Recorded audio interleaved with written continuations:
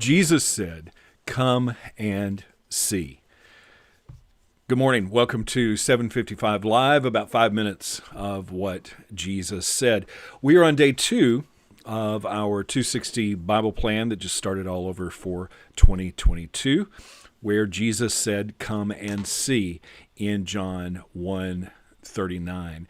We're going to start reading from verse 37 of the Gospel of John and read through this encounter with Jesus and his disciples and what "come and see" means to us today.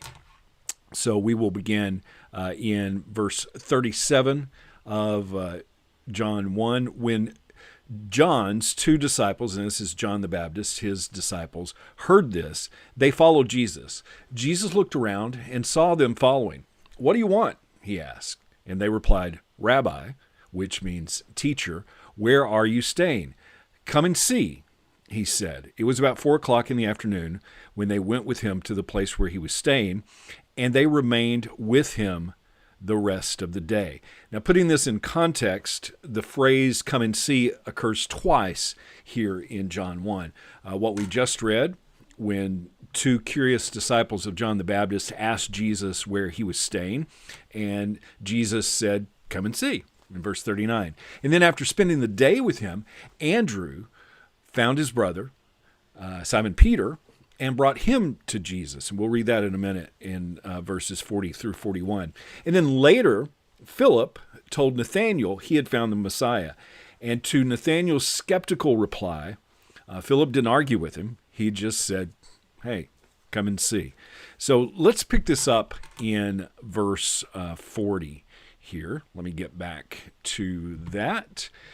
Andrew, Simon Peter's brother, was one of these men who heard what John said and then followed Jesus.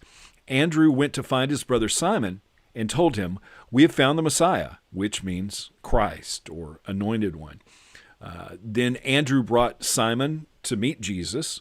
Looking intently at Simon, Jesus said, "Your name is Simon, son of John, but you will be called Cephas," which means Peter. The next day, Jesus decided to go to Galilee. He found Philip and said to him, "Come follow me." Philip was from Bethsaida, Andrew and Peter's hometown. Philip went to look for Nathanael and told him, "We have found the very person Moses and the prophets wrote about. His name is Jesus, the son of Joseph from Nazareth."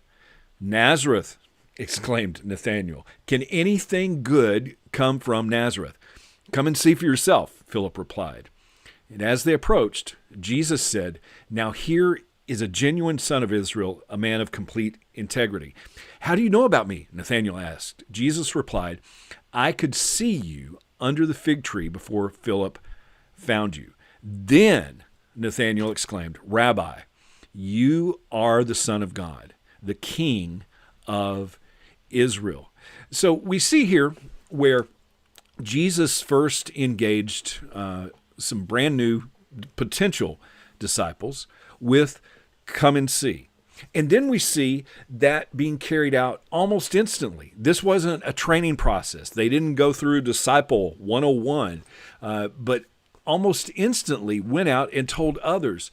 And I think it's really interesting that when Philip encountered Nathanael, and Nathanael didn't want to hear anything about this Messiah because he didn't come from a good place. Nazareth was a place of ill repute in this time period. He said, "Can anything good come out of Nazareth?"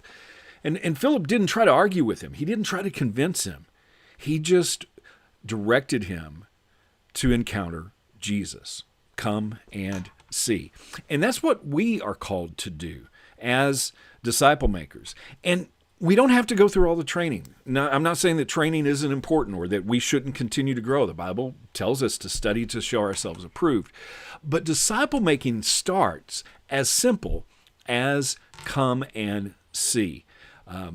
We at Today Church, we talk about having a guest mentality because guests you prepare for. Visitors just show up. But we should be expecting and reaching out to others.